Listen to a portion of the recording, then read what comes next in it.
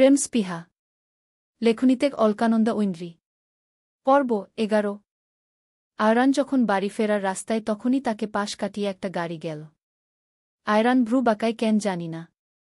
অনেকটা সায়ানের গাড়ির মতোই গাড়িটা। এই পথে কেন? বাড়ি থেকে আর কেবল মিনিট দুয়েকের দূরত্ব। আয়রান সরু নিঃশ্বাস ফেলেই এগোল। অতঃপর বাড়ি এসে আওরাজ যখন রুমে এল তখন রোজ কারোর সাথে কথা বলছিল। আচমকা আয়রানকে দেখেই সে চমকে উঠে যেন দ্রুত কল রেখে ফ্যালফ্যাল করে তাকাল। কোনোভাবে নিজের অপ্রস্তুত ভাব লুকানোর চেষ্টা করে বলল, কুহু ঠিক আছে আয়রান? আয়রান প্রথমে কপাল কুঁচকাল।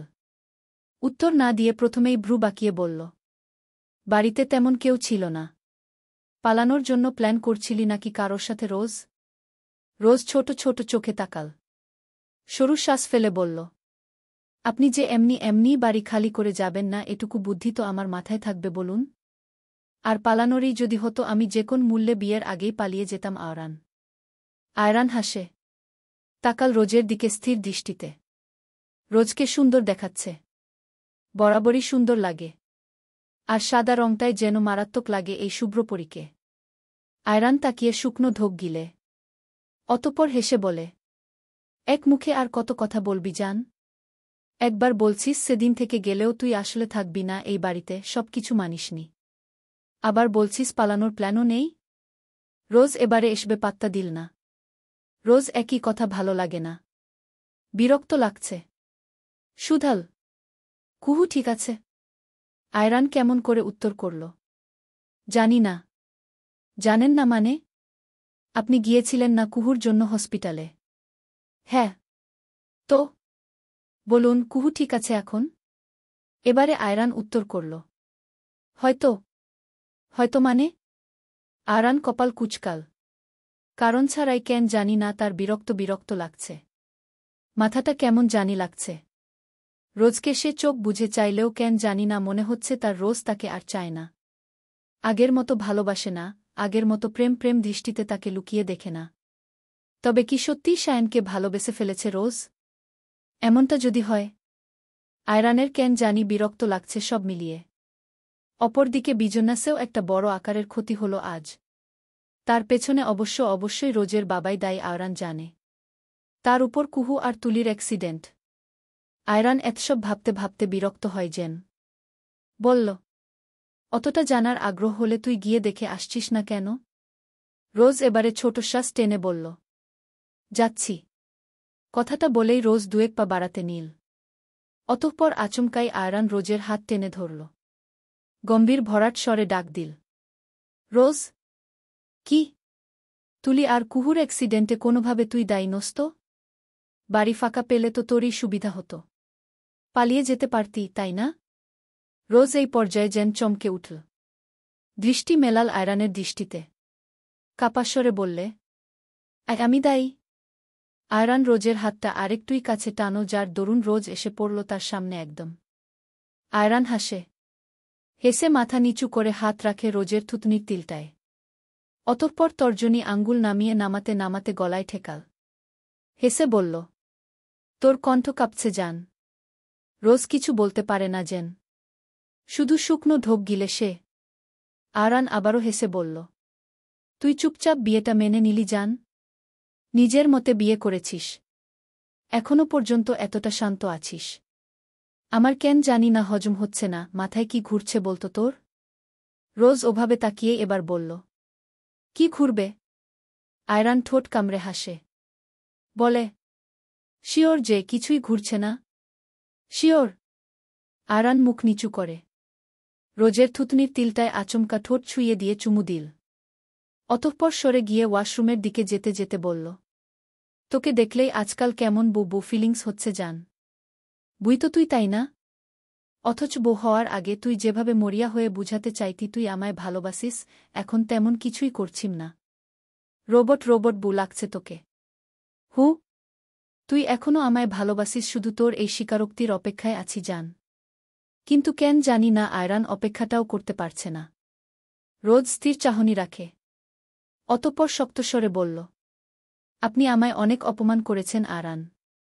আপনার বন্ধুর রক্ষিতা হিসেবেও পরিচয় দিয়েছেন সায়ানের জন্মদিন পার্টিতে। ভুলে যাইনি আমি। সব মনে আছে। আয়রান হাসে। তোয়ালে কাঁধে নিয়ে শার্টের বোতামে হাত রেখে বলল, ওসবের প্রতিশোধ নিতে কোনোভাবে চুপচাপ হয়ে আছিস নাকি? সত্যি করে বল। আমার কাছে আমার পরিবার খুব ইম্পর্ট্যান্ট আয়রান। ভাবলাম আপনাদের পরিবারটাও ছন্নছাড়া করার অধিকার আমার নেই শুধু এইটুকু কারণেই। আয়রান তাকায়। শার্টের অর্ধেক বোতাম খোলা শেষে এগিয়ে এসে বলল, এইটুকু কারণ হোক অথচ বৃহৎ কোনো কারণ।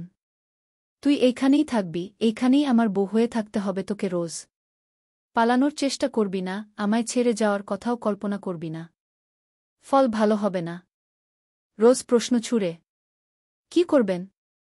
আয়রান ঠোঁট বাঁকিয়ে বলল, কেবল অনেক কিছুই করব যা এখনো পর্যন্ত করিনি। রোজ বিনিময়ে বলল, তো আমি ভয় পাব নাকি চুপচাপ মেনে নেওয়ার মেয়ে আমি আয়রান? আয়রান আবার ঠোঁট বাঁকিয়ে হাসে।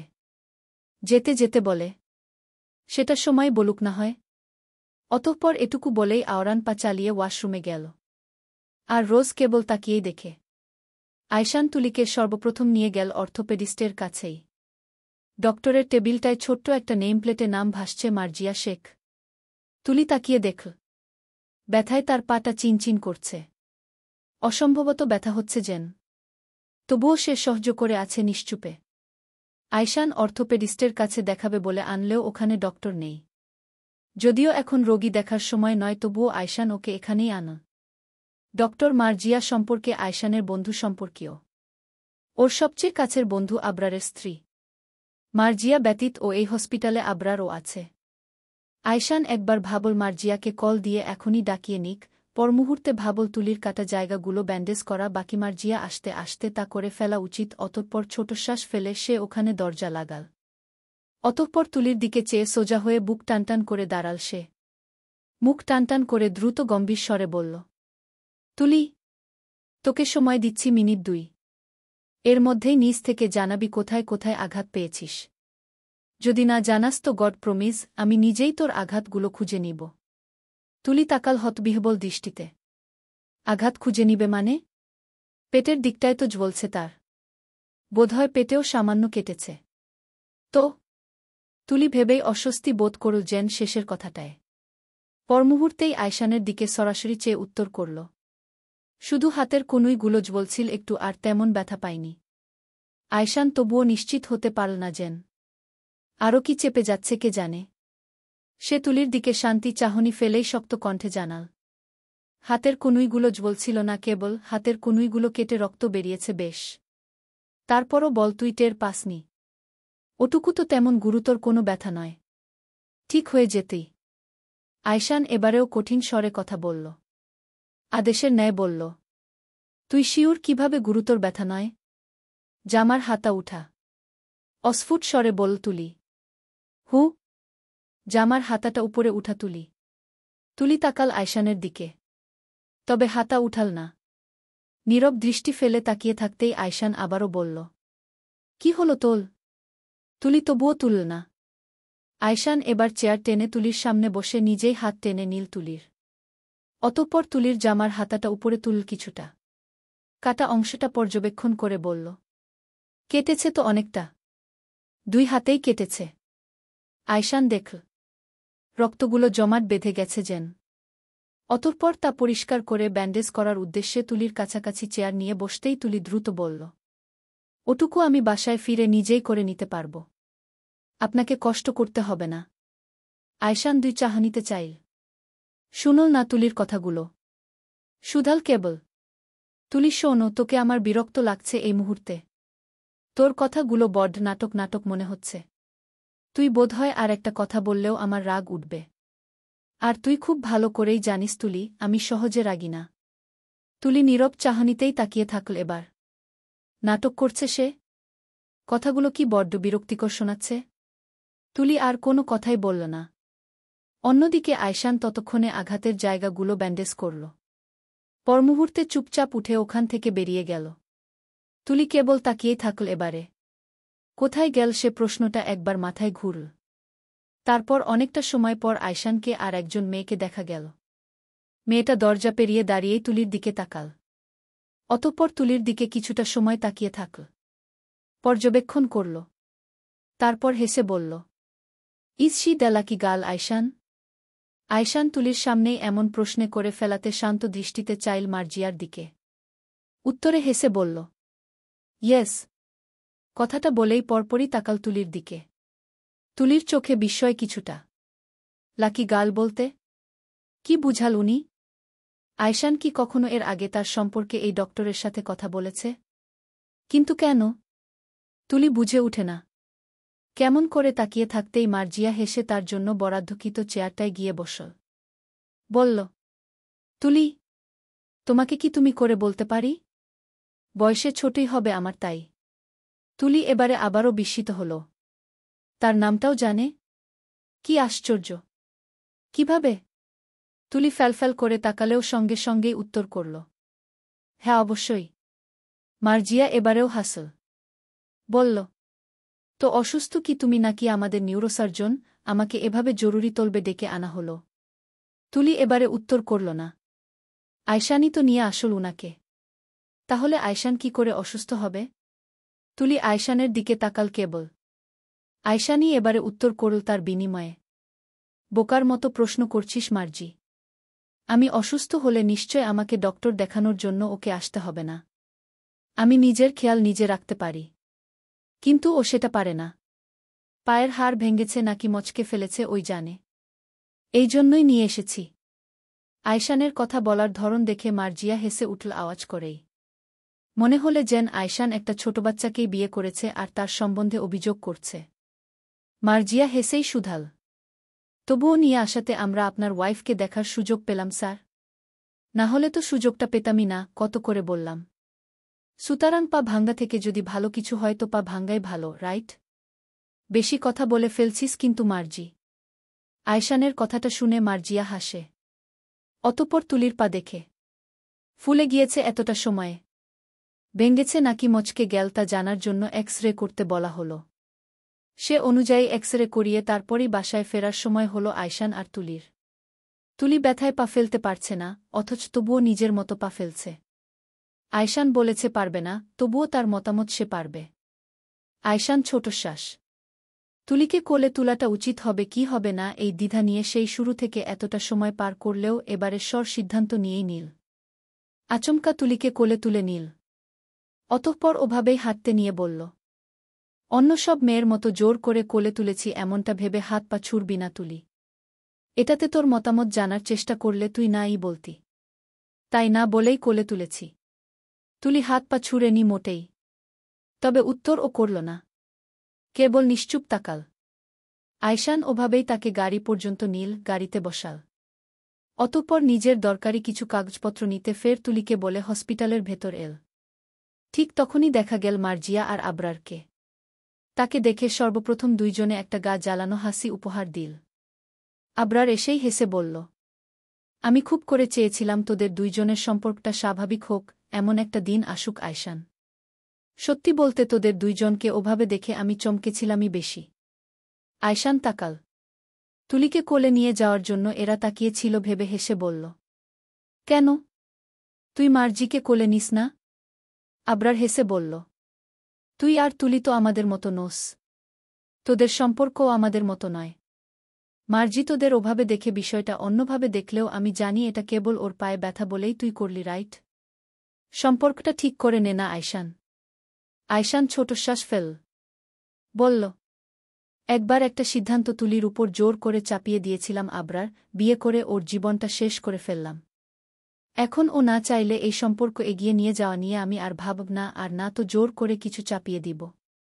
ও কোনোদিন এগোলে মতো দিলে আমি নিজেই সম্পর্কটা মজবুত করে নিব। প্রমিজ। ততদিনে ও যদি তোর থেকে দূরে চলে যায়, যদি আরও হারিয়ে যায়, তার চেয়ে ঠিক করে ফেল না। আয়শান হুট করেই আবরারের দিকে ভ্রু বাঁকিয়ে তাকাল। দূরে চলে যাবে মানে? যদি দূরে চলেও যায়? এমন তো নয় যে তারা খুব কাছাকাছি থাকে, দূরেই থাকে। দুইজনে দুই বাসায়। তবুও মাসে সপ্তাহে ৩-৪ মান পর হলেও তো মেয়েটাকে দেখতে পায়। মেয়েটার খোঁজ পায়। ৫-৬ মাস পর যখন কোনো প্রয়োজনে বাসায় যায় তখন কখনো কখনো না হয় একবার জড়িয়ে হলেও নিতে পারে। যদি দূরে সরে যায় ও এই মেয়েটার খোঁজ পাবে? আয়শান নিজে ভেবে নিজেই ছোট শ্বাস ফেল। বলল, আমি চাইলে কি ঠিক হয়ে যাবে আবরার? আমি বহুবার ভেবেছিলাম সম্পর্কটা এগোনো উচিত আবরার, কিন্তু পারিনি। বরং অপরাধবোধ নিয়ে ফিরে এসেছি। ওর সামনে গেলেই ওর অভিযোগ ভরা মুখচাহনি দেখে আমি আর এই সম্পর্কটা এগোনোর কথা ভাবতেই পারি না। কেবল মনে হয় আমি অপরাধী। শুধুই অপরাধী। ওর এরকম ছন্নছাড়া, নীরব জীবনটার জন্য আমি দায়ী। আমার ওকে ওভাবে সেদিন বিয়ে করাটা উচিত হয়নি বল। কিন্তু বিয়েটা ভাঙ্গাও পসিবল না, আমি ওকে ছাড়তে পারব না আবরার। চলবে। প্রেম স্পৃহা। লেখনীতে অলকানন্দা ঐন্দ্রী। পর্ব 12। বাইরে মৃদুমন্দ বাতাস। গাড়ির জানালাটা খোলা। তুলি জানালার দিকে মুখ করেই বাইরে তাকাল। পা ব্যথা হচ্ছে অনেকটা। চিনচিনে ব্যথা। পা নাড়াতে অবধি কষ্ট হচ্ছে। তবুও সহ্য করে থাকল সে। বাইরে তাকাল। অতঃপর হুট করেই মাথা ঘুরিয়ে আয়শানের দিকে তাকাল সে। আয়শান গাড়ি ড্রাইভ করছিল তখন। তুলি শান্ত ভঙ্গিতে তাকাল। মনে পড়ল তখনকার লাকি গার্ল সম্বোধনটা। তুলি লাকি গার্ল? আধো তুলির সাথে এই সম্বোধনটা মিলে বলে তুলির মনে হয় না। সে ছোট শ্বাস ফেলেই আয়শানকে জিজ্ঞেস করল, ডক্টর মার্জিয়া আপনার ফ্রেন্ড? আয়শান তাকায় না ফিরে তুলির দিকে। ওভাবেই গাড়ি চালায়, তবে একটু বিস্ময় খেলে গেল তার মনে। এই প্রথম তুলি তাকে কোনো মেয়ের বিষয়ে এভাবে জিজ্ঞেস করল, কি হয় তা জানতে চাইছে। আয়শান হাসল।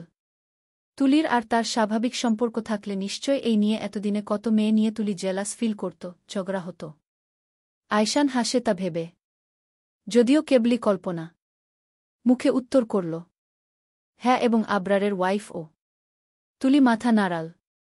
আবরারকে চেনে সে? আয়শানের সাথে তার যেদিন বিয়ে হল সেদিন সবটা সময় আবরার ছিল। এমনকি বিয়েটার সাক্ষীও আবরার ছিল। তুলি ছোট শ্বাস ফেলে বলল, উনি আমায় তখন লাকি গার্ল বল কেন? আপনিও ইয়েস বললেন। আমার নামও জানে কিভাবে? আপনি কি আমার সম্পর্কে উনার সাথে এর আগেও কথা বলেছেন? আয়শান তুলির দিকে এবারেও চাইল না।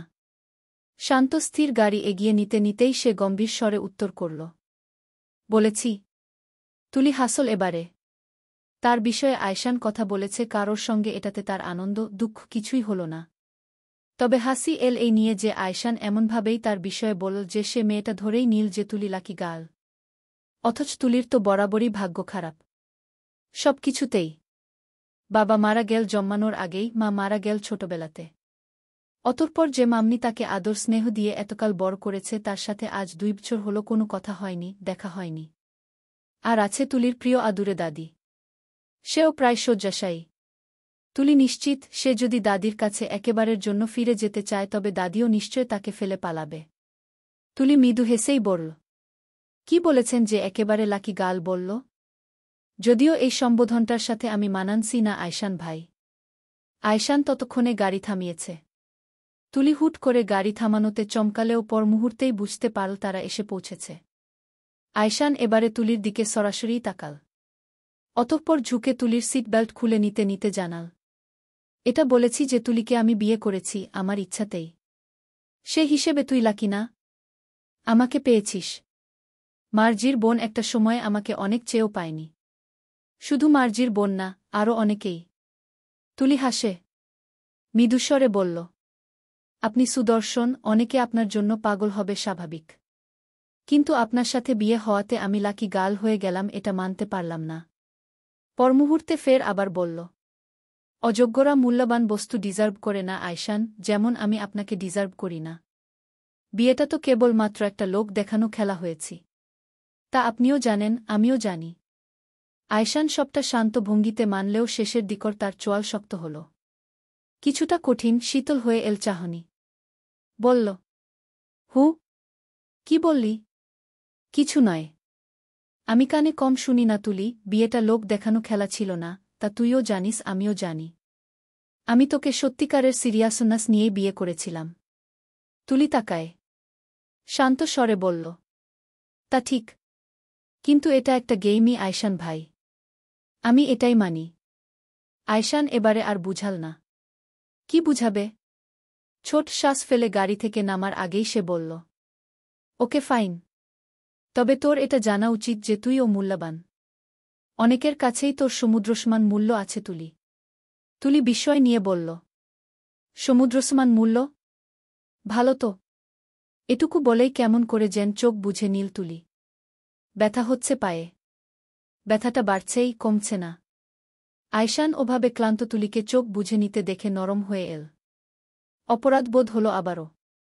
গলা পরিষ্কার করে শুধাল, তুলি, তোর কি আমাকে বড্ড অসহ্য লাগে? ঘৃণা হয় আমার প্রতি? তুলি চোখ খুলে বলে, আপনার প্রতি? কেন? এই যে তোর জীবনটা ধ্বংস করলাম। তুলি হেসে সুন্দর করে উত্তর দিল, ওই যে বললাম, আমার মতো মানুষদের জীবনের আর কি এমন মূল্য বলুন? আর আপনি আমার জীবন ধ্বংস করেননি। আমার জীবন বরাবরই এমন। এটুকু বলেই তুলি যখন নামার জন্য পা নামাতে নিবে ঠিক তখনই আয়শার দ্রুত বলল, পা ফেলবি না, আমি নিয়ে যাচ্ছি তুলি। এটুকু বলেই গাড়ির সিটে বসে থাকা তুলিকে কোলে তুল সে। অতঃপর গেট পেরিয়ে বাড়িতে প্রবেশ করল। বসার ঘরে তেমন কাউকেই দেখা গেল না আয়শানের ফুফি ব্যতীত। আয়শানের ফুফি দুইজনকে ওভাবে দেখেই কপাল কুঁচকালেন। কিছু না বলেই কেমন যেন বিরক্তি প্রকাশ করে চলে গেলেন অন্য পাশটায়। আয়শান তখন বেলকনিতে বসেই ল্যাপটপে কিছু করছিল। তুলি তখন ঘুমিয়েছে। অনেকটা রাত। ঠিক তখনই ভিডিও কল দিল আয়শানের আম্মু, তুলির মাম্মি। আয়শান কল তুলল। ল্যাপটপের স্ক্রিনে মায়ের মুখটা দেখে সর্বপ্রথম বলল, কবে আসছো আম্মু? তোমাকে খুব মিস করছি। খুব প্রয়োজন ছিল তোমায় আমার। আয়শানের আম্মু ছেলের কথা শুনে জবাবে বললেন, বলেছিলাম তো বাপ, এই সপ্তাহেই ফিরব আমি আর আয়জান। আয়শান হেসে বলল, আমি অপেক্ষায় আছি। একটা কথা জিজ্ঞেস করতে কল দিয়েছি আয়শান। হ্যাঁ আম্মু, বলে ফেলো। অতঃপর আয়শানের মা ছোট শ্বাস ফেলে বলল, কুহুর অ্যাক্সিডেন্ট হয়েছে বল তোর ছোট আম্মু। এখন কেমন আছে ও? আয়শান উত্তর করল, ব্যান্ডেজ করা হয়েছে কাটা জায়গাগুলো, কয়েকদিন পর ঠিক হয়ে যাবে আশা করি। আয়শানের আম্মু এবার অস্বস্তিতে পড়লেন যেন। কিছু জিজ্ঞেস করতে গিয়েও জিজ্ঞেস করতে পারলেন না যেন। কেমন যেন বাধা কাজ করছে। আয়শা তা বুঝে বলল, কিছু বলবে আম্মু? আয়শানের মা প্রায় সঙ্গে সঙ্গেই বলল, তুলিও ছিল কুহুর সাথে? ছিল। চিন্তিত মুখ। কোনোরকমে মুখ কাচুমাচু করে উনি ছেলের কাছে জানতে চাইলেন, ও ঠিক আছে? আয়শান ছোট শ্বাস ফেলে বলে, কি করে জানো আম্মু? জানো না মানে? আয়শান হেসে বলল, সম্ভবত ঠিক আছে, আবার সম্ভবত ঠিক নেই। ও যে আমায় সবটা খুলে বলবে এমনটা তুমি আশা করো? আয়শানের মাকে এবার দ্বিগুণ চিন্তিত দেখাল যেন। বলল, একটু দেখ না ও কোথায় আঘাত পেল আয়শান, আমার মেয়েটা ছোট থেকেই বেখেয়ালি। পরে গিয়ে উষ্টা খেয়ে কত যে ব্যথা পেত। তবুও বলত না। আয়শান ছোট শ্বাস ফেলে বলে, না বললে কেউ কি করে বুঝতে পারবে আম্মু? আমি তো আর সব জানতা নই। আয়শানের মা আবারও জানতে চাইল, বেশি ব্যথা পেয়েছে ও? বলেনি না? আয়শান নিঃশ্বাস ফেলে বলল, তাও জানি না, তুমিই ওকে জিজ্ঞেস করো। আয়শানের মা এবারে চুপ করে গেলেন। তুলির সাথে 2 বছর আগে উনি যে ব্যবহার করেছে তা নিয়ে তিনি লজ্জায় এবং অনুশোচনায় উনি আর তুলির সাথে যোগাযোগই করেনি এই 2 বছর। তবে দূর থেকে খোঁজ নিয়েছে। বলল, না থাক, তুই একটু বলিস আমায় ও কেমন আছে। আয়শান বুঝে ব্যাপারটা। বলে, তোমার ওর সাথে কথা বলাটা প্রয়োজন ছিল আম্মু, ও ভাবে তুমি ওকে খারাপ ভাবো, দোষী ভাবো, এই জন্য কথা বলো না। সেবারের পর থেকে ও হয়তো ভাবে যে আমরা কেউই ওকে কখনো আপন ভাবিনি, ভুলটা আমারই, আমার ওভাবে বিয়ে করে নেওয়াটা উচিত হয়নি। মাঝখান থেকে ও সাফার করছে, কি করব আমি আম্মু? বলবে আমায়? ওকে আমিও কষ্ট দিয়েছি তাই না আয়শান? আমার মেয়েটা কতটা কষ্ট পেয়েছে। চলবে। প্রেম স্পৃহা। লেখনীতে অলকানন্দা ঐন্দ্রী। পর্ব 13। তুলি যখন ঘুমে তখনই আয়শান ছোট শ্বাস ফেলে ঠোঁট স্পর্শ করল তুলির কপালে। পরপর 2 গালে। স্পষ্ট টের পেল তুলির শরীরের উত্তাপ। সঙ্গে সঙ্গেই বাম হাতের তালুতে পরক করল। হ্যাঁ, গরম ঠেকছে। হয়তো ব্যথায় জ্বর নেমেছে। আয়শান ফের বিছানা থেকে নেমে ওষুধ আনল। তুলির ঘুম ভেঙ্গে ডাকবে কি ডাকবে না বুঝে না উঠে কিয়ৎক্ষণ ওভাবেই দাঁড়িয়ে থাকল। পরমুহূর্তে ওষুধগুলো রেখে দিল। ইচ্ছে হল না এই মেয়েটাকে ঘুম থেকে উঠাতে। ওই ঘুম মুখটা দেখার লোভ ও সামলাতে পারল না। আয়শান আগের মতোই আলতো করে জড়িয়ে নীল তুলিকে। অতঃপর ঘুমন্ত চেহারাটার দিকে চেয়ে হাসে জেন। বলে, তোর ঘুমন্ত চেহারাটা খুবই মিষ্টি তুলি। আদুরে বাচ্চার ন্যায়। তুই তো বাচ্চাই, তাই না? মায়া মায়া মুখের একটা বাচ্চা। যে বাচ্চাটার মায়া মায়া চাহনি আর মায়াভরা মুখটা দেখলেই আমার তাকিয়ে থাকতে ইচ্ছে হতো সেই ছোট থেকেই। কেন জানি না, তোর জন্য আমার কি ভীষণ মায়া জম্মাল সেই ছোট থেকেই। তুই কষ্ট পেলে আমারও খারাপ লাগত, তুই হাসলে আমারও খুশি লাগত। তোর মুখটার দিকে তাকাতেই ইচ্ছে হতো কেবল। কিন্তু আফসোস, আমি পাকাপোক্তভাবে তাকানোর অধিকার করে নিতে গিয়ে এখন চোখই রাখতে পারি না তোর চোখে তুলি। সর্বক্ষণ অপরাধবোধে ভুগতে থাকি। তুলি তখনও ঘুমেই। আয়শান ছোটশ্বাস ফের আবার ও বলল, যদি কোনো ম্যাজিক্যাল ঘটনা ঘটত তুলি, তোর মন থেকে আমার নামের সব অভিযোগ মুছে যেত যদি, তুই কি কখনো আমায় ভালোবাসবি তুলি? আমাদের সম্পর্কটা সত্যিই কখনো নরমাল হবে? কখনো বুঝবি আমার ভালোবাসাটা? তুলি, বিশ্বাস কর, আমি ক্রমে নিজের জীবন হারাচ্ছি। আমার আজকাল নিজেকে কেমন যেন লাগে। যদি একবার আমি তোকে বুঝাতে পারতাম যে আমি তোকেই ভালোবাসি, তোকেই, ডেইজিকে নয়। তোকে আমি ব্যবহার করিনি তুলি, তোকে অপরাধী বানাতে চাইনি সবার কাছে। আমি তোকে ভালোবেসেই নিজের করতে চেয়েছিলাম। একান্ত নিজের করে চেয়েছিলাম। অথচ তুই আজ আমার নিজের হয়েও নিজের না তুলি, এতটা কাছে থেকেও কতটা দূরত্ব আমাদের, কতটা সংকোচ। আয়শান চোখ বুঝে। বোধহয় খুব কষ্ট হচ্ছে তার। বুকের ভেতর নীল ব্যথারা জাগ্রত হয়ে এল যেন। ভীষণ ভারী বোধ হয় তার বুকের ভেতর। যেন নিঃশ্বাস অবধি রুদ্ধ হয়ে আসে। সে এভাবে চায়নি জীবনটা। এভাবে এতটা নিঃসঙ্গতা সে চায়নি। চেয়েছিল একটা সুন্দর সংসার হবে তার, তুলি তাকে বুঝবে, কোমরে আঁচল গুজে একদম তার বউ হয়ে যাবে। সবার কাছে গম্ভীর থাকা আয়শান তুলিকে ভালোবাসবে, বিরক্ত করবে, ভীষণ করে জ্বালাবে, এটাই তো চেয়েছিল। একটা প্রাণবন্ত জীবন। অথচ ঘটে গেল উল্টো। যেদিন তুলিকে বিয়ে করে বাড়ি ফিরল সেদিনই তুলিকে কাঁদতে হল। সবার এত এত কথা শুনে কেঁদেছিল মেয়েটা। তারই তো কারণেই। তার মা তো তুলিকে চড়ও মেরেছিল। দোষারোপ করেছিল কি ভীষণ ক্রুদ্ধ হয়ে। কেউ কি বাদ গিয়েছিল আয়শান আর তুলিকে কথা শোনাতে সেদিন? যেখানে তুলির ভালোবাসা পাওয়ার কথা ভেবেছিল সেখানে তুলি কাঁদতে কাঁদতে তাকে সর্বপ্রথম প্রশ্ন ছুড়েছিল। আমায় কেন আয়শান ভাই? আমায় কেন বিয়ে করার সিদ্ধান্ত নিতে হলো আপনাকে? আমায় কেন এভাবে সবার কাছে দোষী বানালেন? অপরাধ কি ছিল বলুন আমার? আমি তো কিছু করিনি। আপনাকে আমার ফাঁদে ফেলিনি আমি। তবুও সবাই কেন আমার দিকে আঙ্গুল তুলল বলুন? সবাই কেন আমাকে পর করে দিল? কেন বলুন? কি ক্ষতি করেছিলাম আপনার? কিসের বদলা নিলেন আয়শান ভাই? আয়শান সেদিন উত্তর করতে পারেনি তুলির কান্নারত থাকা প্রশ্নগুলোর। একটা কথাও বলতে পারেনি তুলিকে। তবে মা বাবার সাথে বিস্তর ঝগড়া হল তার সেদিন। বিস্তর এক ঝগড়া শেষ করার পরেই সে সিদ্ধান্ত নিল সে আর তুলি আলাদা থাকবে। যেহেতু সবাই মানছেই না সেহেতু এই সিদ্ধান্তটাই উত্তম। সে হিসেবে রাগ করে বাড়ি ছেড়ে চলে যাওয়ার সিদ্ধান্ত ও নিয়ে নিল। অথচ তুলি সেদিন তাকে সঙ্গ দিল না। এই বাড়ি ছেড়ে তার সাথে গেল না। যে বাড়িতে ছোট থেকে বড় হয়েছে, যে মাম্মির কাছে বড় হয়েছে তাদের ছেড়ে আয়শানের সাথে চলে যাওয়াটা বেইমানি হতো। হয়তো সেদিন আয়শানের সাথে চলে এলেই এটাই পাকাপোক্তভাবে প্রমাণ হতো যে তুলি সত্যিই আয়শানকে নিজের ফাঁদে ফেলেছে। সত্যিই আয়শানকে নিজের মতো করে চালাচ্ছে। অথচ সত্য এটা যে সে আয়শানকে নয়, বরং আয়শানই তাকে নিজের মতো করে চালিয়ে নিয়ে বিয়েটা করেছিল। আয়শান চোখ বুঝে এসব পুরাতন কথাই ভাবল। অতঃপর হুট করেই তুলির নড়চড় বুঝে চোখ খুলে সে। তুলির ঘুম ভেঙেছে হয়তো এক্ষুনি।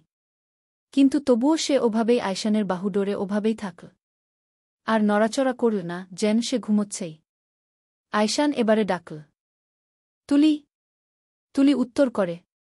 পায়ে ভীষণ ব্যথা হচ্ছে। সহ্য করতে পারছে না যেন। এত বেশি যে সহ্যই হচ্ছে না তার। দাঁতে দাঁত চেপে থাকে সে। আয়শান ছোটশ্বাস ফেলে আবার বলে, ব্যথা হচ্ছে বেশি? তুলি এবারে উত্তর করল, একটু। আয়শান ভ্রু কুঁচকে বলল, একটু? মিথ্যে বলে লাভ কি তুলি? তুলি এবারে ছোটশ্বাস ফেলে জানাল, একটু বেশিই হচ্ছে। আয়শান ভ্রু কুঁচকে তাকায়। উঠে বসে তুলির পায়ে নজর দেয়। ফুলে আছে এখনও। আয়শান উঠে আইস ব্যাগটা নিয়ে আবারও পায়ে রাখল। বলল, তোর উত্তরটা হওয়া উচিত, অনেকটাই বেশি।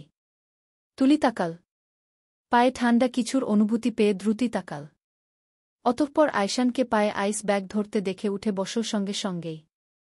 দ্রুত বলল, আমিই দিচ্ছি, হাত সরান আয়শান ভাই। আমি নিজে দিতে পারব, তাছাড়া অতটাও ব্যথা হচ্ছে না আমার। আয়শান হাত সরাল না। বরং বলল, তোর এসব ঢং সহ্য করতে পারব না আমি তুলি। মেজাজ খারাপ করবি না অয়থা। ব্যথা হচ্ছে তা আমার থেকে লুকিয়ে রাখলে তো তোর ব্যথা কমে যাবে না। যদি কমে যেত তাহলে না হয় লুকিয়ে রাখায় লাভ হতো। তুলি জানাল, লুকাইনি তো। তবে ওটা আমায় দিন, আমি দিতে পারব তো। আমি দিলে কি ব্যথা বেড়ে যাবে? তুলি এবারে উত্তর করে না। চুপই থাকে। আয়শান অনেকটা সময় পর তুলির দিকে চেয়ে বলল, এখানে বস, রাতেও ভারী কিছু খাসনি। খাবার আনব, খেয়ে নিবি চুপচাপ। তুলি আবারও আড়ষ্ট ভঙ্গিতে তাকাল। খিদে লেগেছে তার। তবে এভাবে আয়শানকে পাঠিয়ে খাবার আনানোটা তার কেমন লাগল যেন। বলল, এখন মাঝরাতে খিদে পায়নি। একেবারে সকালেই খেয়ে নিব। আয়শান শক্ত স্বরে শোনাল, না, এখনই খেয়ে মেডিসিন নিয়ে ঘুমাবি। তুলি আবারও বলার চেষ্টা করল, আপনাকে আনতে হবে না, আমি সকালে নিজেই খেয়ে নিব। আয়শানের এবারে মেজাজ খারাপ হল যেন। ভ্রু কুঁচকেই তাকাল কঠোর দৃষ্টিতে। তারপর সুধাল গমগ্মে স্বরে, খাবার আমি আনলে সমস্যা? জানি আমায় ঘৃণা করিস তুলি, তাই বলে আমার আনা খাবার খেতে ও তোর সমস্যা হবে? তুলি অসহায় দৃষ্টিতে চাইল। কি বলা উচিত তার? কি উত্তর করা উচিত? সে ঘৃণা করে আয়শানকে? না তো। তবে কোথাও একটা এই মানুষটার প্রতি তার হাজারটা অভিযোগ আছে। অবশ্যই আছে। ওটা ঘৃণা নয়। বলল, তেমন নয়, আপনার কষ্ট করে আনতে হবে বলেই নিষেধ করেছি আয়শান। আর কিছু নয়। আর হ্যাঁ, আমি আপনাকে ঘৃণা করি না। আপনাদের বাড়ির কাউকেই ঘৃণা করা আমার দ্বারা সম্ভব নয়। আয়শান হেসে বলল, অথচ তোর চোখে মুখে স্পষ্ট ফুটে উঠে আমার নামে হাজারটা অভিযোগ। স্পষ্ট বুঝা যায় আমার প্রতি তোর বিদ্বেষ। তুলিও এবারে মৃদু হেসে জানাল, আমরা মানুষ আয়শান ভাই। স্বভাবগত কিছু বৈশিষ্ট্য তো থাকবেই, যেহেতু আমিও মানুষ। এটা তো ঠিক, আমি আজ সবার চোখেই অপরাধী, তাই না? আমায় আগে সবাই যেমন ভালোবাসত, এখন কিন্তু সবাই আমাকে অপছন্দই করে।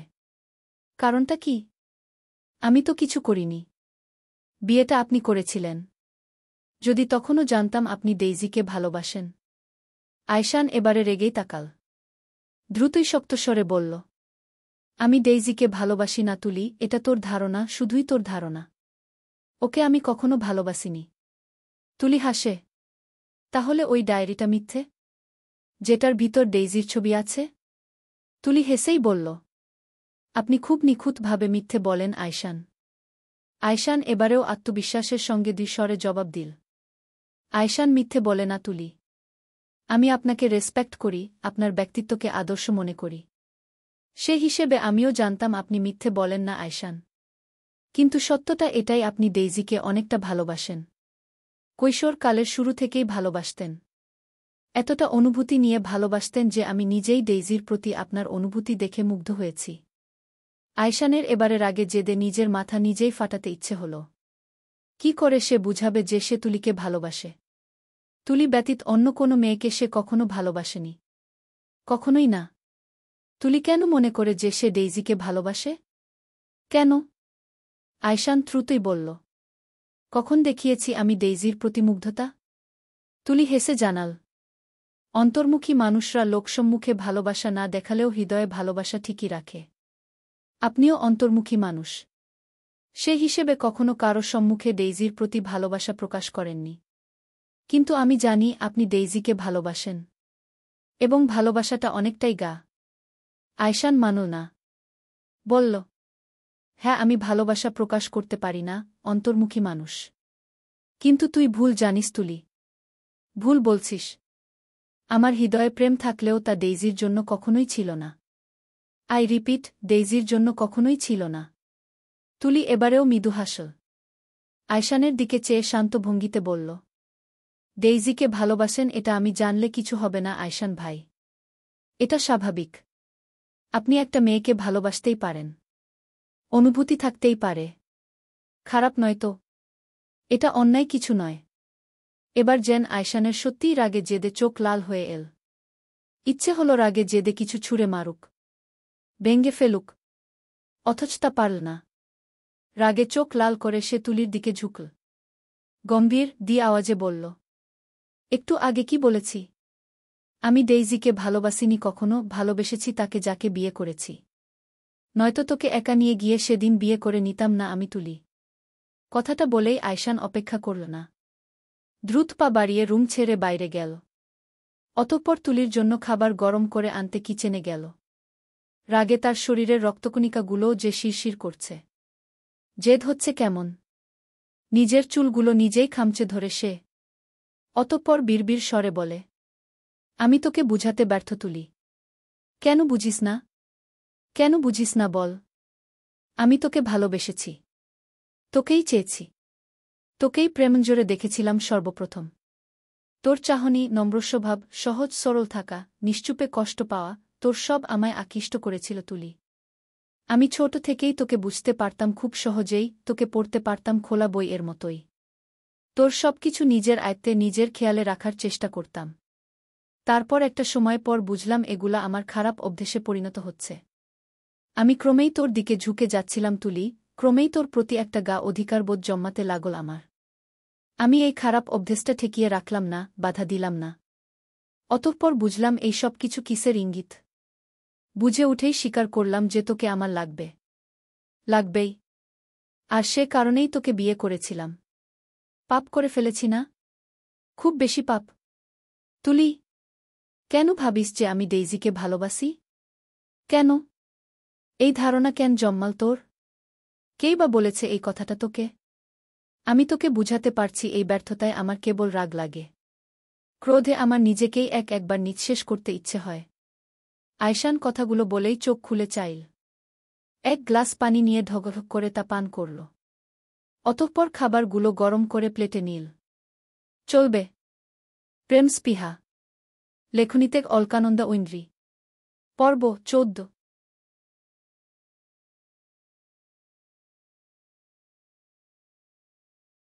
এরপরে কেটেছিল বেশ কয়েকটা দিন।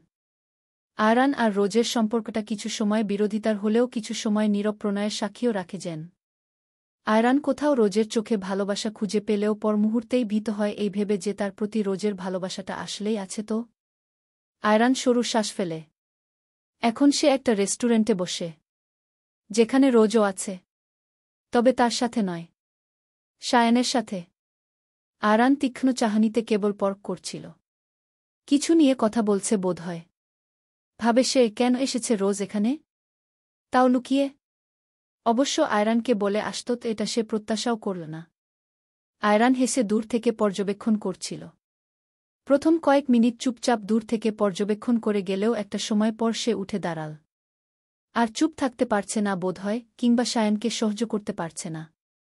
টানটান বুক করে এগিয়ে গিয়ে রোজের ঠিক পাশেই চেয়ার টেনে বসল সে। মাথাটা ঝুঁকিয়ে ভ্রু নাচিয়ে বলল, ডেটিংয়ে এসেছিস জান? রিয়েলি? তাও আবার এই রাবিশ সায়ান্টের সাথেই? রোজ আচমকাই চমকাল। লুকিয়ে এসেছিল সে। বাড়িতে বলেছে কিছু প্রয়োজনীয় জিনিসপত্র কিনতে হবে। আয়রানকে তো তাও বলেনি। না বলেই এসেছিল। অথচ আয়রান এভাবে এখানে চলে আসবে তা তো সে স্বপ্নেও ভাবেনি। রোজ চমকে উঠলেও সামলে নীল যেন নিজেকে। ছোটশ্বাস ফেলে বলল, সুন্দরভাবে কথা বলুন আয়রান। আয়রান কিছু বলতে নিবে তার আগেই সায়ান হেসে বলে উঠল, ডেটিং-এ আসলেও তোর কি সমস্যা আয়রান? আয়রানের মেজাজ খারাপ হয় যেন এমন প্রশ্নে।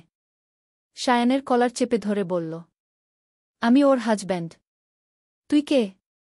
তোকে জিজ্ঞেস করেছি বেইমান। তুই তো জানোয়ার থেকেও খারাপ। নিজের বন্ধুর সাথেই বেইমানি করিস। রোজ আশপাশে তাকাল। সবাই তাকাচ্ছে যেন। রোজ ছোটশ্বাস ফেলে কপাল কুঁচকে আয়রানকে শান্ত করার জন্য বলল, ছাড়ুন আয়রান। আমি এক্সপ্লেইন করছি, সুযোগ দিন। আয়রান মানল না। শুধাল, জাস্ট শাট আপ। ও তোর প্রেমিক, আমার নয়। রোজ আবারও আয়রানের হাতে হাত রেখে বলার চেষ্টা করল। আরান, শুনুন আমার কথাটা। সিন ক্রিয়েট করবেন না আরান। সিন ক্রিয়েট আমি করছি নাকি তুই?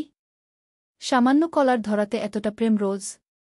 অথচ আমার বেলায় তুই আমার বুকে চুরিই চালিয়ে দিয়েছিলি। রোজ এবারে রাগে নাক লাল করে চাইল যেন। দাঁতে দাঁত চিবিয়ে বলল, উনার কলার ছাড়ুন আরান। শেষবার বলছি। আয়রান বারবার রোজের এই বাধা মানতে পারল না। যেন স্পষ্ট সে বুঝতে পারছে রোজের শায়ানের প্রতি কিছু আছে। নয়তো কেন এতটা বাঁচাতে চাইছে? কেন? সামান্য কলার ধরাতে? আয়রানের ইগো, রাগ সব যেন চূড়ায় উঠল। বলল, কি বলবি তুই? স্বামী থাকা সত্ত্বেও পরকীয়ার পথ বেছে নিলি জান? আমি তোর থেকে এটা আশা করিনি। তুই আমায় ভালোইবাসিসনি রোজ। ওসব অনুভূতি তোর কিশোরী বয়সের আবেগ ছিল, নাকি নাটক করেছিলি? তোর থেকে তো ডেইজিই ভালো। আয়শান ভাইকে ও পাগলের মতো ভালোবেসেছিল, আর তার বোন? আরান। আয়রান ছেড়ে দিল শায়ানের কলার। অতঃপর রোজের দিকে চেয়ে বলল, বারবার বলেছিলাম জান, আমার সাথে গেম খেলিস না, বিশ্বাস ভাঙ্গিস না। শুনলি না আমার কথা? চিট করলি রাইট? আমি তো সুযোগ দিয়েছিলাম, তাই না? তোকে এই কয়েকদিনে আমি কখনো জোর করেছি ও বাড়িতে থাকার জন্য? বলেছিলাম জোর করে আমার সাথে থাক? আমি তো এমনও বলেছিলাম যে শায়ানকে শুধুমাত্র ইনভাইট করেছি যাতে তুই ওকে দেখতে পারিস রোজ। তুই আমায় ঠকালি রাইট? এটা তোর উচিত হয়নি। একদমই উচিত হয়নি। আমার প্রতি কয়েক বছর আগে ফেক ভালোবাসা দেখিয়ে এখন আমার রিয়েল ভালোবাসা জিতে আমার ভালোবাসার মূল্য দিচ্ছিস না। আমি তো আর তোর মতো ফেক ভালোবাসা বাসিনি রোজ। তোর মতো নই আমি। আয়রানের কথাগুলোতে রোজ ভ্রু কুচকাল। কথাগুলো শুনে হাসবে নাকি কাঁদবে? কোনটা উচিত? তবুও উঠে দাঁড়াল সে। ঝুঁকে এবারে পুরো রেস্টুরেন্টের সামনেই আয়রানের কলার চেপে ধরল সে। শক্ত স্বরে বলল, লিসেন মিস্টার আওরান খান, আমি রোজ শুধু আপনাকেই ভালোবেসেছিলাম। আপনাকেই। এখনও বাসি। আমার ভালোবাসা নিয়ে বারবার আঙ্গুল তোলা আমি মানব না আওরান। Mind it. এবং পরকীয়ার অভিযোগ তুললে আমি আপনাকে ডিরেক্ট ডিভোর্স দিব। আয়রান যেন এই কথারই অপেক্ষায় ছিল। বুকের ভেতর কেমন জানি সুখ সুখ লাগে তার। ঠোঁট বাঁকিয়ে হেসে বলল, আমাকেই ভালোবাসিস? কি প্রমাণ? রোজ আয়রানের চোখে চোখ রাখে। বলে, পেয়ে যাবেন প্রমাণ। সময় যাক, সময়ের সাথে সাথে পেয়ে যাবেন। এটুকু বলেই রোজ চলে গেল নিজের পা চালিয়ে। আয়রান শুধু বাঁকা হাসল। আর শায়ান তা খেয়াল কর হেসেই বলল, ভাগ্যিস বিয়ে করিনি তোর বুকে, না হলে তো ঠকে যেতাম বল। আয়রানের সুখ সুখ অনুভূতিটায় যেন আবকরো ঢিল ছুড়ল। শায়ানের দিকে চেয়ে বলল, তোর মতো শুয়োর আমার রোজকে পাওয়ার যোগ্যও নয়। ও শুধু আমার, বুঝেছিস? চোখ দিবি না? শায়ান হেসে বলল, চোখ তো কোনোকালেই দিলাম না। শুধু শুধু তুই শত্রু ভেবে গেলি আমায়। তবে কেড়ে নিতে চেয়েছিলাম অবশ্যই। শেষ মুহূর্তে এসে যখন কেড়ে নিতে পারলাম না তখন হার তো মানতেই হচ্ছে। আরাস রাগে হিসিয়ে বলল, লজ্জা হচ্ছে না বন্ধুর বুকে কেড়ে নেওয়া কথা এত গর্ব করে বলতে? যেখানে আজ জানতেই পেরেছিস যে ও শুধু আমাকেই ভালোবাসত, বেসেছে, ভবিষ্যৎ এ বাসবে। শায়ান এবারেও হাসে।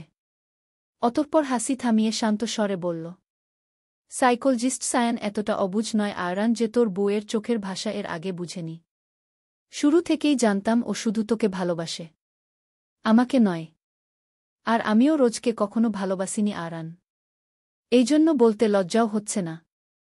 আমি জাস্ট একটা বদলা নিতে চেয়েছি। আয়রান ভ্রু কুঁচকে বলল, বদলা?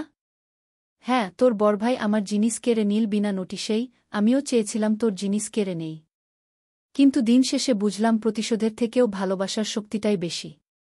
নয়তো তাকে ইচ্ছে করে অ্যাক্সিডেন্ট করানো হয়েছে এটা শুনে তার জন্য ভীত হতাম না। এতটা অস্থিরও হতাম না তাকে কেউ মেরে ফেলার চিন্তা করতে পারে ভেবে। আয়রান এবারে ভাবে। কপাল কুঁচকে যায়। অতঃপর ভেবে সে দ্রুত বলল, কে? কাকে মেরে ফেলার চিন্তা করেছে কেউ শায়ান? তুলি? রিয়েলি? শায়ান চুপই থাকে। আয়রান আবারও বলল, কে মেরে ফেলার চিন্তা করেছে বল? আমি জানতে চাচ্ছি শায়ান। শায়ান উত্তর দিল না। তবে উঠে দাঁড়াল। বলল, বাদ দে, ভালো থাক, এনজয় কর ম্যারিড লাইফ। উঠছি আরান।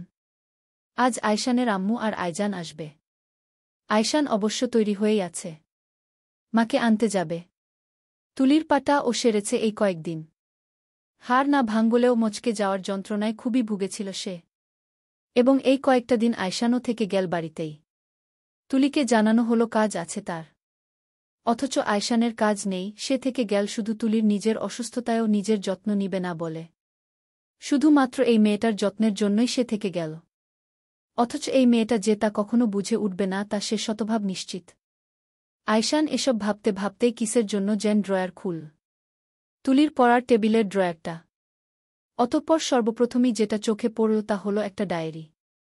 এই ডায়েরিটা আয়শানের নিজের ডায়েরি, যেখানে সে একটু একটু করে তুলির উপর জমে থাকা সমস্ত অনুভূতির কথন লিখেছিল। সে কিশোরী বয়স থেকেই কত কত মুহূর্ত যে লিখেছে সে, তবে নাম উল্লেখ করেনি কখনোই। আয়শান হাত বুলায় ডায়েরিটা। মাঝখানে অন্য বাসায় যাওয়ার পর সে এই ডায়েরিটা খুব খুঁজেছিল, অথচ পায়নি। এই বাসায়ও এই রুমে আলমারি, খাটের নিচ সব খুঁজেছিল, শুধুমাত্র তুলির জিনিসপত্র ছাড়া। তারপর এটা না পেয়ে হারিয়ে গিয়েছিল ভেবে নিয়েছিল। আয়শান বারবার তাকিয়ে দেখে, তারপর অপেক্ষায় থাকে তুলি কখন রুমে আসবে, কখন প্রশ্ন ছুড়বে। আয়শানের এই অপেক্ষা সমাপ্তির পর তুলি এল রুমে। ফ্রেশ হয়ে মুখ চোখে পানি দিয়ে আসতেই আয়শান দ্রুত প্রশ্ন করল, এই ডায়েরিটা? তোর কাছেই ছিল এই ডায়েরিটা তুলি? তুলি তাকাল। এটা সে এই নিয়ে বহুবার পড়েছে। বহুবার? যেটায় ডেইজির ছবি আছে। তুলি নিজে থেকে ডেইজির ছবি পেয়ে দুভাবেই বিশ্বাস করে নিয়েছিল যে এই ডায়েরিটা ডেইজির জন্য লিখা, ডেইজিকে ভেবে লিখা। তুলি অস্বীকার করল না, বরং উত্তর দিল, ছিল। আয়শান ছোটশ্বাস ফেলে বলল, আমি অনেক খুঁজেছি। জিজ্ঞেস করেননি তো কখনো? দিয়ে দিতাম তাহলে। আয়শানের ডায়েরি। তুলির অবশ্যই উচিত ছিল ফেরত দেওয়া। একে তো দেয়নি, আবার বলছে জিজ্ঞেস করেনি কখনো। আয়শান দ্রুত বলল, তুই কি এই ডায়েরিটা পড়েছিস তুলি? তুলি এবারেও শান্ত ভঙ্গিতে উত্তর করল, পড়েছি। আয়শান এবারে বিস্ময় নিয়েই তাকায়। পড়েছে? নাকি মিথ্যে বলছে? একে তো তুলির মতো মেয়ে অন্যের ব্যক্তিগত জিনিস লুকিয়ে পড়বে মানতে পারে না সে। দ্বিতীয়ত যদি পড়তই তাহলে এই ডায়েরির সব কথা কি সে বুঝে উঠেনি? মেয়েটার ইঙ্গিত কি নিজের দিকে পায়নি? বুঝেনি যে আয়শান তাকে ভালোবাসে? আজকে একদিন দুদিন নয়, অনেক বছর যাবৎ। আয়শান বিস্ময় নিয়ে ফের বলল, পড়েছিস? তুলি হেসে বলল, হ্যাঁ। আপনার ব্যক্তিগত জিনিস পড়ার জন্য দুঃখিত। আয়শান উত্তর শুনে সন্তুষ্ট হল না। ভ্রু কুঁচকে বলল, এটা পড়ার পরও তুই আমায় এখনও আপন ভাবতে পারিসনি তুলি? এটা পড়ার পরও তোর এতটা অভিযোগ আমার প্রতি? তুলি বুঝে উঠে না যেন, তবে বলল, এই ডায়েরির লেখার প্রতি আমি অভিযোগ রাখিনি তো আয়রান ভাই, বরং মুগ্ধ হয়েছি। একজন মানুষের ভালোবাসা কতটা প্রখর তা জানতে পেরেছি। আয়শান ভ্রু বাঁকায়, বলে, এই প্রখর ভালোবাসাটা কার প্রতি ছিল তা নিশ্চয় বুঝতে পেরেছিস? তুলি এবারেও হাসল, বলল, না, বুঝতে পারার তো কিছু নেই। তার মানে বুঝেছে? বুঝেও তুলি সবসময় বলে যে আয়শান তুলিকে ভালোবাসে না, ডেইজিকে ভালোবাসে। তুলিকে ভালোবেসে বিয়ে করেনি কেন? আয়শান দ্রুতই বলল, তাহলে সব জেনেও কেন বারবার বলতি তুই আমাকে পাসনি? আমি তোকে ভালোবাসিনি? কেন বলতি এই কথাগুলো? তুলি এবারে বুঝল না, অস্ফুট স্বরে বলে, হু। আয়শান এগোয়, ছোটশ্বাস ফেলে বলল, এ অনুভূতিগুলো কার প্রতি তা জানিস তো রাইট? উত্তর এল, হ্যাঁ, ডেইজির প্রতি। জানি তো। হু? কি বললি? আপনি ডেইজিকে ভালোবাসেন এটা? উত্তর শুনে আয়শানের শান্ত থাকা মেজাজটা মুহূর্তেই উত্তপ্ত হল। বলল, আমি ডেইজিকে ভালোবাসি না। বারবার একই কথা আমার ভালো লাগে না তুলি। এই ডায়েরিটা ডেইজির জন্য লেখা, তাই এই কথাটা বলেছি। আয়শান দুই স্বরে জানাল, ডায়েরিটা ডেইজির জন্য লেখা নয়। কি প্রমাণ আছে? তোর কাছে কি প্রমাণ আছে? তুলি হাসল, উত্তেক করল, ডায়েরির ভেতরের ডেইজির ছবি ছিল। এখনও আছে। এটাই প্রমাণ। আয়শান মুহূর্তেই ভ্রু কুঁচকে বলে। কোথায়? তুলি হাত বাড়িয়ে বলে। এইদিকে দিন। অতঃপর ডায়েরিটা নীল সে ভেতর থেকে ডেইজির ছবিটা বের করল। হাস্যোজ্জ্বল মুখের ছবিটা দেখিয়ে সে বলল, এই যে এটা। ছবিটা ডেইজির নয়? আয়শান তাকায়। হ্যাঁ, ডেইজির ছবিই তো। কিন্তু এখানে? আয়শান ভালো করেই দেখে। তারপর মনে পড়ল এই ছবিটা তার আম্মু দিয়েছিল তাকে, যখন ডেইজিকে নিয়ে বিয়ের কথা হচ্ছিল। তখনই সরাসরি ডেইজির নাম না বলে এই ছবিটা রুমে এসে দিয়ে গিয়েছিল তার মা। জিজ্ঞেস করেছিল মেয়ে পছন্দ কিনা। আয়শান ছবিটা দেখেছিল। কিছুটা বিরক্ত হয়েই বোধহয় দেখে কপাল কুঁচকে নিয়েছিল। অতঃপর এই ছবিটা অবহেলায় কিংবা অসাবধানতা বশতই বোধহয় কখনো ডায়েরির ভাঁজে রেখেছিল সে। আয়শান ছোটশ্বাস ফেলে বলে, হ্যাঁ, ডেইজির। কিন্তু এই ছবিটা আমায় আম্মু দিয়েছিল, যখন ওর জন্য বিয়ের প্রস্তাব দিয়েছিল। ওহ, কিন্তু ছবিটা সুন্দর হয়েছে। হাসছে ডেইজি। আয়শান চুপ থাকে এইবারে। তার মানে এই ছবিটা ডায়েরিতে পেয়েই তুলি ধরে নিয়েছিল যে এই ডায়েরির সব লেখা ডেইজির জন্য। আর সে কারণেই এতদিন ভেবে এসেছে আয়শান ডেইজিকে ভালোবাসে। আয়শান ছোটশ্বাস ফেলে বলে, তুলি, তুই কি সত্যিই এতটা বোকা? আমার বেলাতেই এত বোকামো? আমি এই ডায়েরিটা ডেইজির জন্য লিখিনি। ডেইজির সাথে অন্তত আমার পরিচয় হয়েছিল ওর ৮ বছর বয়সে। কিন্তু এই ডায়েরিটা আমি যার জন্য লিখেছি তাকে আমি ছোট থেকে চিনি। ছোট থেকেই। আমি এটা লিখেছিও ডায়েরিতেতে। তুই পড়েছিস না? তুলি সহজ সরলভাবে উত্তর দিল। হ্যাঁ, আমি আপনার অনুভূতি দেখে এতটাই মুগ্ধ হয়েছি যে ডায়েরিটা কয়েকবারই পড়েছি। আয়শান কি বুঝাতে চাইল তা বোধহয় তুলি কানেই নিল না। আয়শান ফের বলল, এই ডায়েরিটাতে আমি যতগুলো কাহিনী লিখেছি সব আমাদের বাড়ির ঘটনাই। তার মানে মেয়েটা আমাদের বাড়িতেই বেশি থাকত, রাইট? ডেইজি আর রোজ তো মাঝে মাঝে আসত বাড়িতে, সারাক্ষণ থাকত না। তুলি চুপ এবারে। আয়শান আবারও বলে, মেয়েটার মায়াময় মুখ, মায়ামায়া চাহনি বারবার উল্লেখ করেছি আমি, যা আমায় টানত। বারবার লিখেছি এটা। এচা পড়েছিস নিশ্চয়? তুলি এবারেও চুপ। কিছু ভাবছে যেন। অতঃপর অনেকটা সময় পর সে প্রশ্ন তুলল, তাহলে কে হবে? কুহু? আয়শান আশাহত নিরাশ চাহনিতে চেয়ে বলে, কুহু আমার বোন তুলি। বোন? তুই একবারও ডায়েরিটা পড়ে নিজের দিকে ইঙ্গিত পাসনি? এতটাই অবুঝ তুই? তুলি নীরব শীতল দৃষ্টিতেই তাকায়। যেন কোনো প্রতিক্রিয়া নেই তার। কিংবা প্রতিক্রিয়া দেখাতে ভুলে বসেছে বা পারছে না। আয়শান আবারও বলল, এই বাড়িতে কুহু ব্যতীত মেয়ে বলতে তুই থাকতি তুলি। মেয়েটা তুই ছিলি তুলি। তোকে আমি এমনি এমনি বিয়ে করিনি, ভালোবাসতাম বলেই বিয়েটা করেছিলাম। ট্রাস্ট মি, আমি ডেইজিকে নয় তোকেই ভালোবাসতাম। তুলি শুনে গেল নিশ্চুপে। তবে বিশ্বাস করল কিনা কে জানে। কেমন শীতল, নিশ্চুপ, স্থির চাহনি। আয়শান আর কিছু বলল না। বেরিয়ে যেতে যেতে বলল, আম্মু আর আয়জানকে আনতে যাব। দেরি হচ্ছে। তবে এটুকু বিশ্বাস কর, এই ডায়েরিটা তোকে ভেবে লেখা। অন্তত এই ডায়েরির কথাগুলো মিথ্যে নয় তুলি। আমায় এটুকু বিশ্বাস তুই করতে পারিস। প্লিজ। চলবে। ভুলত্রুটি ক্ষমা করবেন। দেরির জন্য দুঃখিত। প্রেম স্পৃহা। লেখনীতে অলকানন্দা ঐন্দ্রী। পর্ব 15।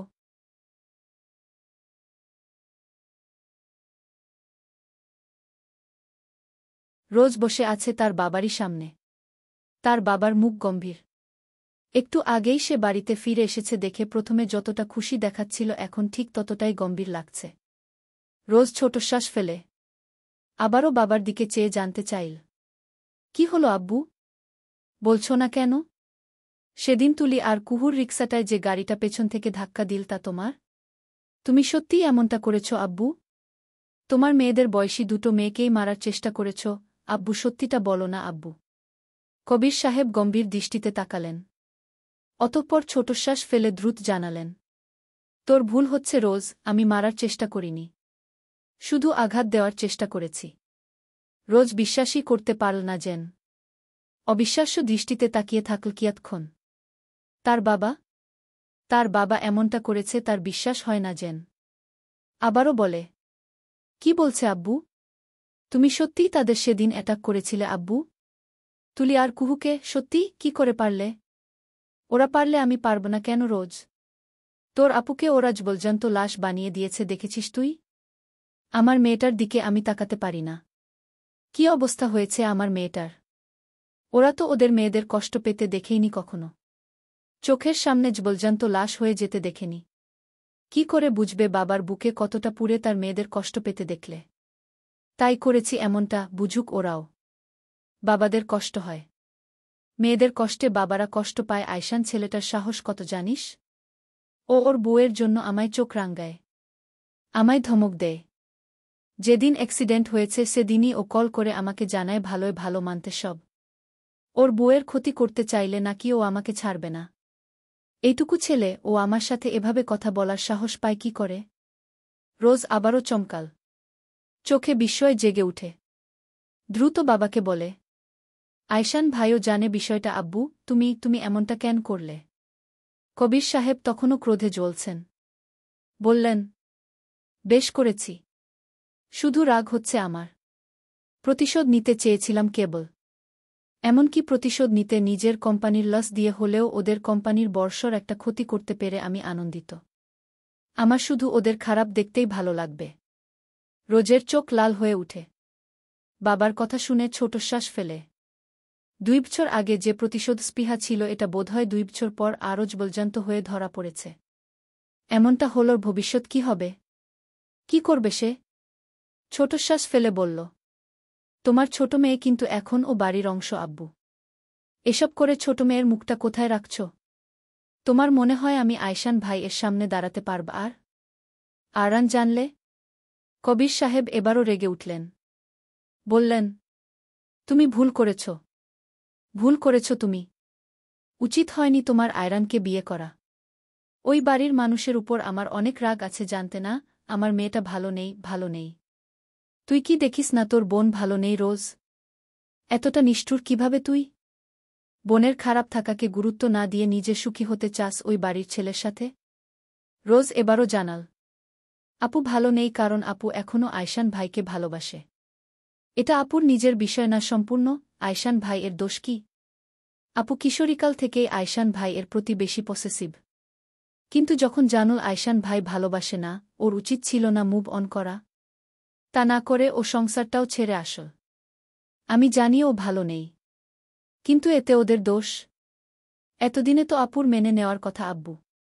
কবির সাহেব দাঁতে দাঁত চাপলেন। ঘৃণা নিয়ে বললেন, রোজ, তুমি আমার মেয়ে হতেই পারো না। ওই ছেলেকে ভালোবেসে নিজের পরিবারকে ভুলে গেছ তুমি? ঠিক। ভুলিনি আমি। কিন্তু তুমি যেটা করলে সেটা অন্যায় আব্বু। কুহু আর তুলির কোনো দোষ ছিল না। তুমি কেন ওদের উপর আক্রমণ করলে? যদি ওদের খারাপ কিছু হতো? ক্ষমা করতে পারতে নিজেকে আব্বু। তোমার মেয়েদের মতোই তো ওরা। কবির সাহেব এবার জ্বলন্ত চাহনিতে শুধালেন, মেয়েদের মতো বলেই করেছি রোজ। ওরা আমার মেয়েকে সুখী হতে দেয়নি। ওরা আমার মেয়ের সুখটা চাইল না একবারও। আমার মেয়েটা দিনের পর দিন ঘুমের ওষুধ খেয়ে ঘুমাচ্ছে। সাইকোলজিস্টের কাছে নিয়মিত যেতে হচ্ছে। পাগলের মতো হয়ে যাচ্ছে আমার মেয়েটা। ওদের জন্যই তো। আমি যেভাবে রোজ চোখের সামনে আমার মেয়েকে মরতে দেখছি ওরা তো দেখছে না। ওদের মেয়েরা হেসে খেলেই আছে। আমি চেয়েছিলাম ওরা বুঝুক, ওরা জানুক মেয়েরা কষ্ট পেলে কেমন লাগে। আর ওই তুলি মেয়েটাকে আমি পছন্দ করি না। জীবন গেলেও আমি ওকে সহ্য করতে পারব না কখনো। ওর জন্যই আমার ডেইজিটার আজ এই অবস্থা। এইটুকু বলেই কবির সাহেব উঠে গেলেন। রোজের চোখ টলমল করে যেন। কয়েক মুহূর্ত নিশ্চুপ বসে থেকেই সে লাল টকটকে চোখজোড়া থেকে গড়িয়ে পড়ল পানি। আয়শানের মা এসেই কিয়ৎক্ষণ বিশ্রাম করল। ভাবল তুলিকে সামনে পাবে। অথচ তুলিকে এসে পর্যন্ত একবারও উনি সামনে পেলেন না। নিজের স্বামী ব্যতীত সবার সাথে দেখা করলেও তুলির সাথে দেখা হল না তার এখনো। বোধহয় 2 বছর আগে তুলিকে চোখের সামনে না থাকতে বলারই ফল এটা। উনি দীর্ঘশ্বাস ফেললেন। কি করে মুখ দেখাবে মেয়েটাকে? কি করেই বা কথা বলবে? যাকে নিজের মেয়ের মতো বড় করেছে তাকে পুত্রবধূ হিসেবে মানতে পারেননি, এর দ্বারা তো এটাই বুঝায় যে উনি তুলিকে কখনো আপন ভাবেননি। তুলিও এটা মনপ্রাণ দিয়ে বিশ্বাস করে নিয়েছে এই 2 বছরে যে এই বাড়ির কেউই তাকে আপন ভাবেনি কখনো। উনি দীর্ঘশ্বাস ফেলে আয়শানকে ডেকে পাঠালেন। জানতে চাইলেন, আয়শান, তুলি কোথায়? ও কি আমার সামনে আসবে না সিদ্ধান্ত নিয়েছে? এতদিন পর মাম্নিকে একবার দেখতেও আসছে না ও? আয়শান শান্ত দৃষ্টিতে তাকায়। ছোটশ্বাস ফেলে বলে, ও যেমন মেয়ে নিজ থেকে তোমার সামনে আসার তো কথা নয়। যেখানে তুমি নিজেই বলে দিয়েছিলে ও যাতে তোমায় মুখ না দেখায়। কোথায় তুলি? আয়শান ছোট করে বলল, আছে হয়তো রুমে। আয়রানের মা এসেছিলেন আয়শানের মায়ের সাথে কথা বলতে। মাঝখানে তুলির কথা শুনে জানাল, না, নেই তো। ওই যে বের হলো, ফেরেনি এখনো। এতক্ষণে অবশ্য চলে আসার কথা। বোধহয় টিউশনিতে একটু সময় লাগছে। আয়শানের মা নিরাশ হলেন যেন। বললেন, ওহ। ফের আয়শানের দিকে চেয়ে বললেন, আনতে পারবি ওকে একটু আয়শান? কতদিন হলো ওকে দেখি না। দেখি, কল দিয়ে দেখছি। আয়শান কল দিল। অথচ কল দেওয়ার পর নিরাশ ভঙ্গিতে বলল, কলও তো যাচ্ছে না আম্মু। আমি দেখছি, দাঁড়াও, তোমরা ফ্রেশ হয়ে নাও। আয়শান বেরিয়ে গেল যেন। আয়জান ততক্ষণে আয়শানের পিছু পিছু বের হয়। মজা করে বলে, বড়ভাইয়া, তুলিকে বলে দিও ও বাড়িতে না থাকার অপরাধে আয়জান ভাই এর তরফ থেকে ও কোনো গিফট টিফট কিচ্ছু পাবে না। আয়শান হাসে কেবল। আয়জানকে আগের মতো হাসিখুশি চঞ্চল দেখে ভালো লাগছে। ছেলেটা সত্যিই চঞ্চল বরাবরই। এতদিন পর বাড়ি এসে যেন সে সত্যিই খুব খুশি। আয়শানকে কথাটা বলতে বলতেই দেখল আয়রান রুম থেকে আসছে। একটু আগেই আয়রান বাড়ি এসেছে। বড়াম্মু আর আয়জানের সাথে কথাবার্তা বলে রুমে গিয়ে তার মাথা খারাপ হল যেন। আয়রান ভেবেছিল রোজ বাড়ি ফিরেছে রেস্টুরেন্ট থেকে বেরিয়ে। অথচ বাড়ি এসে দেখল রোজ ফেরেনি। বাড়িতে আসেনি আর। এমনকি বাড়ির কোথাওই নেই মেয়েটা। আয়রান ভ্রু কুচকায়। রোজ ফিরেনি? তার মানে? কপাল কুচকে আসে তার। সঙ্গে সঙ্গেই রোজকে কল দিল। অথচ তাকে নিরাশ করে দিয়ে রোজ কল তুলল না। আয়রান দ্বিতীয় দফায় বিরক্ত হয়। কল দিতে দিতে কিয়ৎক্ষণ পায়চারি করল সে। অতঃপর ছোটশ্বাস ফেলে এখানে আসল। আয়জান খেয়াল করল সরু চোখে। আয়রানকে বলল, কি রে আয়রান ভাইয়া, তুই নাকি রোজকে বিয়ে করে ফেলেছিস? কিন্তু রোজ কোথায়? তোকেই বা এমন লাগছে কেন? আয়রান ভ্রু কুচকে তাকাল। বলল, তোর ভাগ্য খারাপ, এসে একটা ভাবিকেও চোখে দেখতে পেলি না। যাই হোক, রোজকে নিয়ে আসছি, আনলে দেখতে পারবি। আয়জান হেসে উঠল। যেন মজার কিছু শুনল। বলল, ভাবি? ওরা আমার ভাবি হলো কবে থেকে? এইটুকু মেয়েগুলা 2 দিন আগেও ফ্যা ফ্যা করে কেঁদে ফেলত আমার সামনে।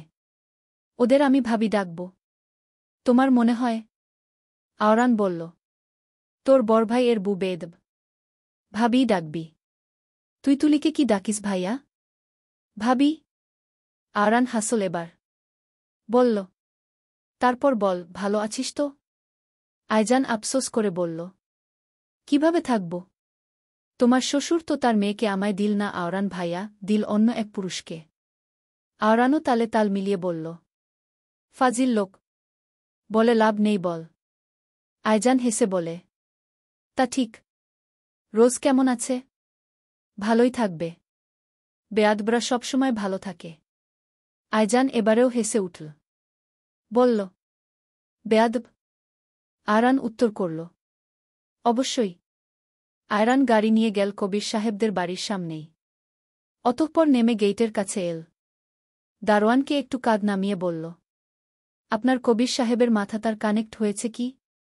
দারোয়ান সাহেব ভ্যাবচাকার মতো চাইলেন। ছেলেটাকে চেনেন না এমন নয়। চেনেন। আগে একসময় অনেক আসা যাওয়া হতো তাই চেনেন। কিন্তু 2 বছর যাবৎ তেমন একটা দেখেনি। শুনেছে এই ছেলের সাথেই নাকি কবির সাহেবের ছোট মেয়ে পালিয়েছে। তাই গোল গোল চোখে তাকিয়ে বলল, আপনি তো? আয়রান হেসে উঠল ঠোঁট বাঁকিয়ে। বলে উঠল, হ্যাঁ, আমি আপনাদের কবির সাহেবের ছোট জামাই। একটু কষ্ট করে কবির সাহেবের ছোট মেয়েটাকে ডেকে দিতে পারবেন? ততক্ষণ দরকার হলে আপনার ডিউটিটা আমি করছি এইখানে দাঁড়িয়ে। দারোয়ান দ্রুত বলল, রোজ আপা? হ্যাঁ। দারোয়ান কি করবে বুঝে উঠল না। শুনেছে কবির সাহেব বিয়েটা মানেনি। এখন ডেকে দেওয়াটা উচিত কি উচিত না বুঝে না। আওরান আবারও বলল, আরে চিন্তা নেই, আপনাদের কবির সাহেব জানবেন না। জানলে আমি আছি তো। আপনি শুধু গিয়ে বলে আসবেন তার প্রাণপ্রিয় হাজব্যান্ডে গেইটে দাঁড়িয়ে আছে। দারোয়ান কিয়ৎক্ষণ হাঁ না করে অবশেষে গেলেন ভেতরে। আর যাওয়ার কিয়ৎক্ষণের মধ্যেই আয়রানের ফোনে কল এল। আয়রান দ্রুতই কল উঠাল। ওপাশ থেকে রোজ বলল, কি সমস্যা? পরকীয়ায় লিপ্ত স্ত্রীর জন্য এতটুকু চলে এসেছেন কেন? কি সমস্যা? হ্যাঁ। আয়রান ঠোঁট বাঁকাল যেন।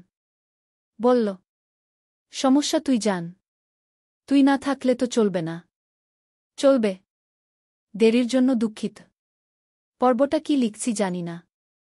এলোমেলো। ক্ষমা দৃষ্টিতে দেখবেন। গল্পটি কেমন লাগল? আপনার অনুভূতি আমাদের সাথে শেয়ার করতে কমেন্টে লিখুন।